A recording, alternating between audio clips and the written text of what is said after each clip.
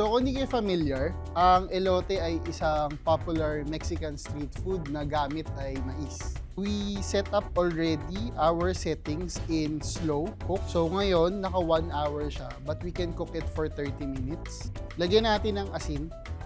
And then, pwede na natin i-drop yung corn natin. Close lang ulit. Wait for our timer to set. Imitate lang natin yung pag-ihaw ng mais. So, ito-torch natin siya after natin siya i-pattern. Mayonnaise, chopped parsley for color, ang black sesame seeds, chili flakes, parmesan cheese. Ito kasi mas accessible sa atin, tsaka mas lapat sa panlasa ng Pinoy.